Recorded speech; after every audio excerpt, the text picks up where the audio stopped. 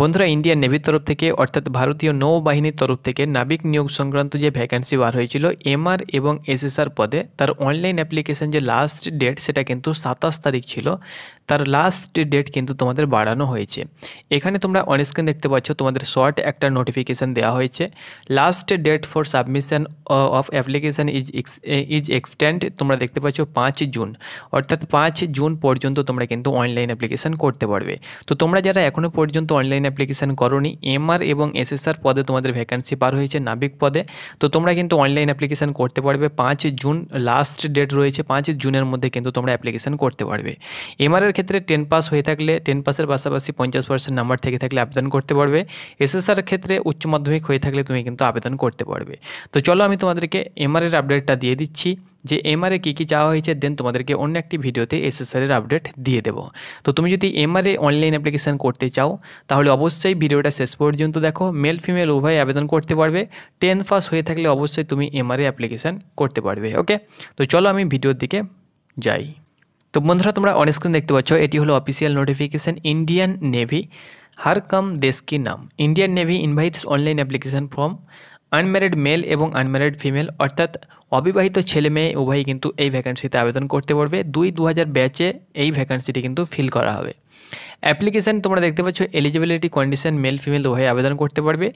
এমআরের ক্ষেত্রে যেহেতু এই ভ্যাকেন্সিটা আমি তোমাদেরকে এমআরের আপডেট দিচ্ছি এই ভিডিওর মাধ্যমে, সেহেতু তুমি যদি এমআরএ আবেদন করতে চাও তাহলে যে কোনো বোর্ড থেকে তুমি যদি মাধ্যমিক পাস হয়ে থাকো, 10th পাস হয়ে থাকো, 10th পাসে তোমার যদি 50% নাম্বার থেকে থাকে তাহলে তুমি কিন্তু অনায়াসে আবেদন করতে পারবে। অর্থাৎ মাধ্যমিকের টোটালে কিন্তু 50% নাম্বার থাকতে হবে।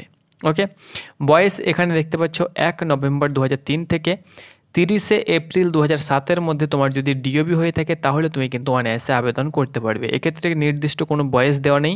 এই যে ডেট অফ বার্থ তোমাদের দেওয়া হয়েছে, এই ডেট অফ বার্থের মধ্যে কিন্তু তোমার ডিওবি হতে হবে 1 নভেম্বর 2003 থেকে 30 এপ্রিল 2007 মধ্যে।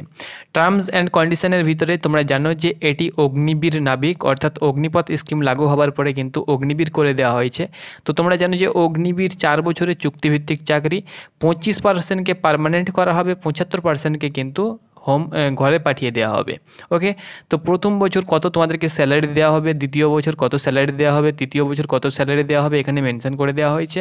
প্রথম বছর কত টাকা তোমরা স্যালারি পাবে, কত টাকা তোমরা হাতে পাবে, কত টাকা তোমাদের কেটে রাখা হবে এখানে কিন্তু দিয়ে দেওয়া হয়েছে। ওকে, তার সঙ্গে সঙ্গে এককালীন তোমরা কত টাকা পাবে, তার সঙ্গে সঙ্গে সেবা নিধি প্যাকেজ তোমাদেরকে দেওয়া হবে, অন্যান্য অ্যালাউন্স রয়েছে, তার সঙ্গে সঙ্গে তোমাদেরকে স্কিল সার্টিফিকেট দেওয়া হবে, এগুলো কিন্তু ডিটেলসে এখানে দেওয়া হয়েছে।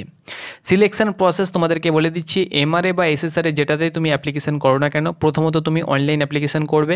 অনলাইন অ্যাপ্লিকেশান করার পরে শর্টলিস্টিং হবে, অর্থাৎ ইন্ডিয়ান নেভি ইন্টার্ন টেস্ট, যেটা তোমাদের আর্মির ক্ষেত্রে সিই এক্সাম যেমন দিতে হয়, কমন এন্ট্রান্স এক্সামিনেশন, অনুরূপ তোমাদের ইন্ডিয়ান নেভি ইন্টার্ন টেস্ট তোমাদেরকে দিতে হবে আইএনইটি। তোমরা যখনই দেবে তারপরে কিন্তু শর্টলিস্ট তৈরি করা হবে, স্টেট ওয়াইজ তোমাদের শর্টলিস্ট হবে।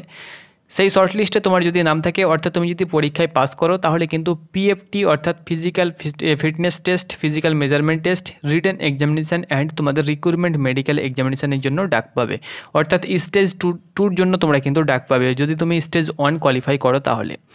স্টেজ 1-এ কিন্তু তোমাদের অনলাইন অ্যাপ্লিকেশান করবে, তারপরে কিন্তু তোমাদের যে কাট অফ মার্ক যাবে, অর্থাৎ তোমাদের নেভি ইন্টার্ন টেস্টে যে কাট অফ মার্ক যাবে সেই কাট অফ অনুসারে কিন্তু তোমাদের কোয়ালিফাই মার্ক যাবে, স্টেট ওয়াইজ কিন্তু তোমাদের কাট অফ যাবে। ওকে, এখানে কিন্তু সাব বলে দেওয়া হয়েছে। সেই কাট অফের মধ্যে কিন্তু তুমি যদি কোয়ালিফাই করতে পারো তাহলে কিন্তু তুমি ফার্স্ট স্টেপে কিন্তু তুমি কোয়ালিফাই করতে পারবে। ওকে, দেন কিন্তু পিএমটির জন্য তোমাদের ডাকা হবে। হাইট এখানে দেখতে পাচ্ছ মেল ফিমেল উভয়েরই ক্ষেত্রে 157 সেন্টিমিটার।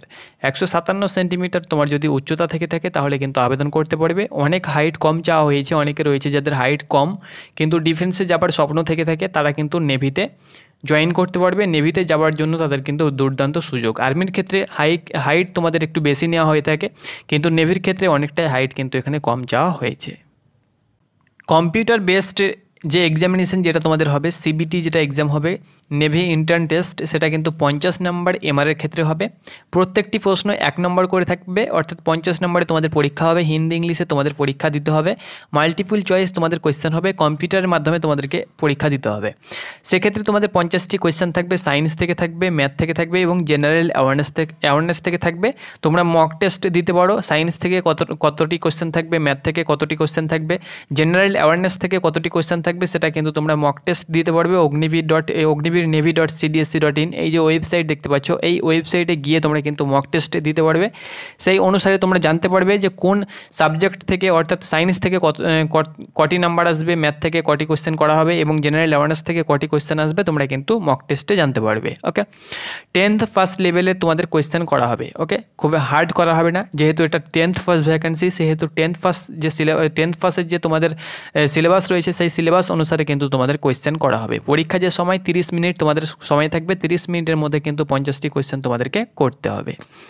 ওকে, নেক্সট এখানে দেখো তোমাদেরকে বলে দিচ্ছি এক্সামিনেশন ফিজ তোমাদেরকে 550 টাকা চার্জ কিন্তু তোমাদেরকে দিতে হবে। নেগেটিভ মার্কিং বন্ধুরা তোমাদের রয়েছে, নেগেটিভ মার্কিং তোমাদের হলো 0.25, অর্থাৎ 4টি প্রশ্ন তুমি যদি ভুল করো প্রাপ্ত নম্বর থেকে তোমাদের 1 নম্বর কেটে নেওয়া হবে। বন্ধুরা আজ আমরা কথা বলবো অগ্নিবীর নেভি এমআর এবং এনএমআর প্র্যাকটিস সেটের ব্যাপারে, যেটি চাকসু প্রকাশনী মার্কেটে এনেছে। বন্ধু তুমি যদি এমআর এবং এনএমআর এর জন্য প্রিপারেশন নিচ্ছ এবং প্র্যাকটিস সেট নিতে চাও, তাহলে এই প্র্যাকটিস সেট নিতে পারো। এই প্র্যাকটিস সেটের মধ্যে 40টি প্র্যাকটিস সেট দেওয়া হয়েছে এই বইয়ের মধ্যে।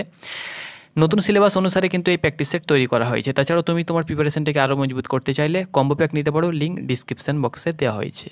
তারপরে তোমাদের স্টেজ 2 হবে। স্টেজ 2তে তোমরা কি এখানে দেখতে পাচ্ছ ফিজিক্যাল স্ট্যান্ডার্ড টেস্ট হবে। ফিজিক্যাল স্ট্যান্ডার্ড টেস্ট তোমরা দেখতে পাচ্ছ মেলের ক্ষেত্রে 1600 মিটার রানিং করতে হবে 6.5 মিনিট এবং ফিমেলের ক্ষেত্রে 8 মিনিট এখানে সময় দেওয়া হবে।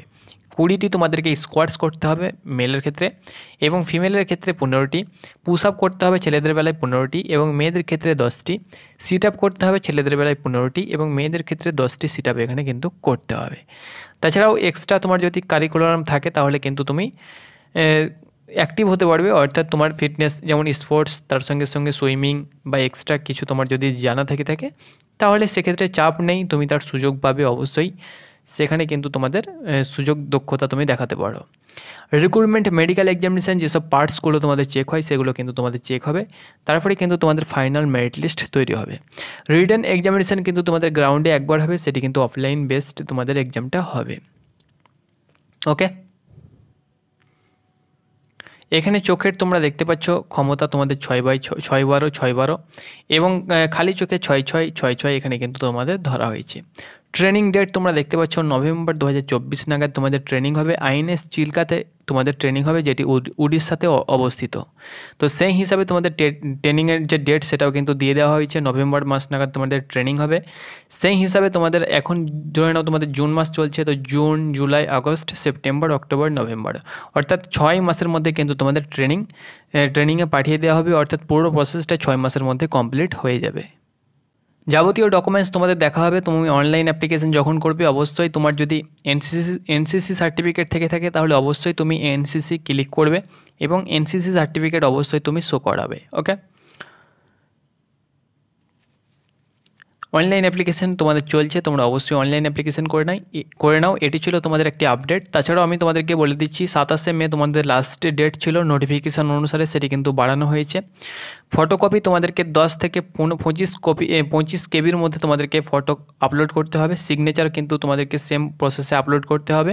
ফটো যেটা আপলোড করবে সেটি কিন্তু তোমার বুকের মধ্যে একটা স্লেট নেবে এবং স্লেটে তুমি যে ডেটে ফটো আপলোড করবে সেই ডেট এবং তোমার নাম ক্যাপিটালে লিখবে এবং সেই ডেট তুমি সেই ক্যাপিটাল লেখার পরে সেই ফটোটি তুলে সেই ফটো কিন্তু তোমাদেরকে আপলোড করতে এখানে কিন্তু বলা হয়েছে। আর তোমাদেরকে এখানে সাফ এটাও বলা হয়েছে তোমাদেরকে যে ফটো তুমি আপলোড করবে সেটি যেন তোমাদের এপ্রিলের আগে যেন ফটো যেন না তোলা হয়ে থাকে, এপ্রিলের পর যেন সেই ফটো তোলা হয়ে থাকে। অর্থাৎ যে ডেটে তুমি অ্যাপ্লিকেশন করবে সেই ডেটে তুমি যদি ফটো তোলো সবথেকে ভালো হবে, এখানে কিন্তু সাফ তোমাদের বলে দেওয়া হয়েছে। অর্থাৎ স্লেট নিয়ে কিন্তু তোমাদেরকে ফটো তুলে সেই ফটো কিন্তু আপলোড করতে হবে। তো আশা করি বন্ধুরা তোমাদেরকে বোঝাতে পেরেছি। যদি তোমাদের কোনো কোয়েরি থেকে থাকে, কোয়েশ্চেন থেকে থাকে, তো অবশ্যই তোমরা কমেন্ট বক্সে কমেন্ট করো, আমি তোমাদেরকে অ্যান্সার দিয়ে দেবো। ধন্যবাদ।